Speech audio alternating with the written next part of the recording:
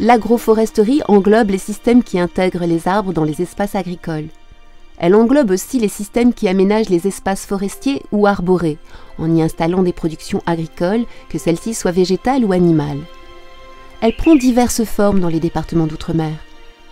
C'est un des systèmes phares de l'agroécologie, grâce à son potentiel économique et aux services écosystémiques rendus. On a eu le terrain en 2014, en juillet 2014, où on a commencé à défricher. On ignorait absolument tout du terrain, c'était des 3 mètres de peste à l'entrée du terrain. On ne connaissait absolument pas son potentiel ni même ce qu'il y avait dessus. Donc au fur et à mesure où on a défriché, on s'est aperçu de ce qu'il y avait dessus, les litchis, les jacquiers, les arbres fruitiers, les palmistes. Le but de la concession qu'on a avec le Conservatoire du littoral, c'est de mettre des vanillers sur les arbres. La philosophie du bail aussi, c'est de faire de la restauration écologique, donc c'est de couper les pestes qui sont ici le zambrosate, ces arbres qui étouffent et qui volent toute la photosynthèse et qui étouffent les endémiques. Donc on va favoriser tout ce qui est palmis, vacois, pion d'Inde, pour justement, parce que ce sont des espèces qui sont indigènes à La Réunion, pour pouvoir implanter des vanillers. Ce qui nous plaît déjà, c'est de travailler sous l'ombrage. C'est pas rien dans un climat tropical. Les herbes poussent moins vite et ensuite, quand on coupe donc les pestes, on a du compost gratuit, en veux-tu, en voilà, quoi. Donc ça fait quand même beaucoup d'avantages. Pareil, tous les auxiliaires, je pense, qui sont présents parce qu'on a très peu de maladies, on n'a pas de problème. Les litchis ne sont pas piqués, enfin bref, quoi, on trouve le système complet, quoi.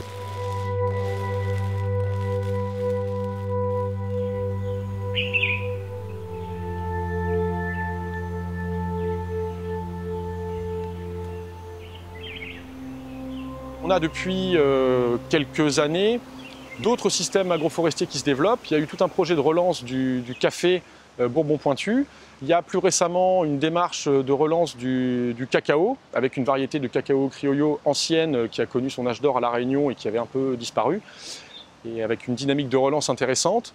Et on a aussi tout un potentiel qui est lié à la valorisation de la biodiversité, puisque dans nos forêts, on a un grand nombre d'espèces qui ont des propriétés médicinales et 18 de ces espèces ont récemment été inscrites à la pharmacopée française, donc leurs propriétés médicinales sont reconnues aujourd'hui.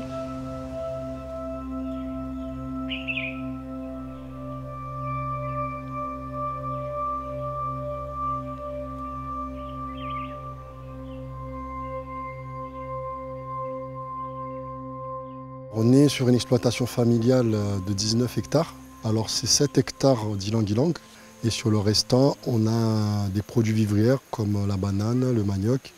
On a beaucoup de fruitiers, des jacquiers, des litchis, des manguiers, des agrumes et des ananas, un peu de tout. Et on a surtout des plantes à parfum médicinal telles que le clou de girofle, la cannelle et aussi du poivre. Ce que je prévois de faire aussi, c'est de constituer mon agroforesterie. Par exemple, planter des agrumes dans les cocotiers, mettre de la vanille dans les ylangs, donc là faire polyculture. Et après dans tout ce qui est banane, en général je mets des songes blancs, ça pousse assez bien.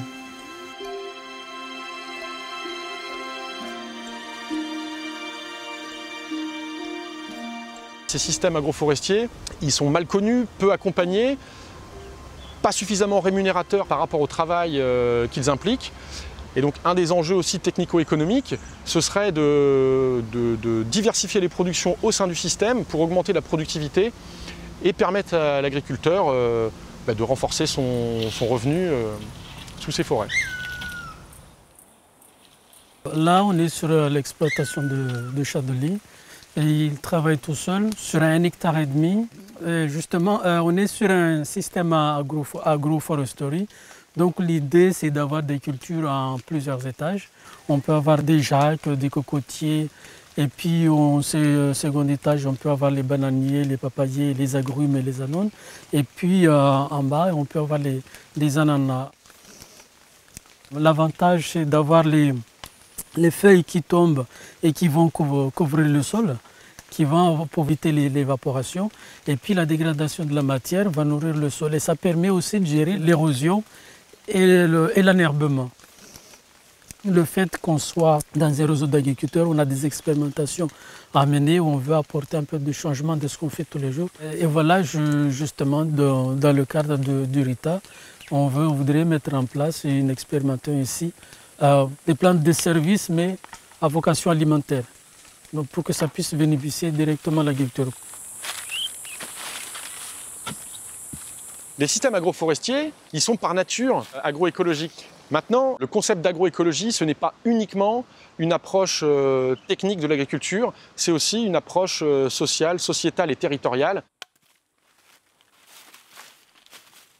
Les systèmes agroforestiers sont souvent des systèmes refuges d'agrobiodiversité qui répondent à un enjeu de production vivrière, de souveraineté alimentaire. Donc en ce sens-là, les problématiques liées au développement de la petite agriculture familiale et à l'agroforesterie sont fortement imbriquées et doivent être traitées de façon cohérente.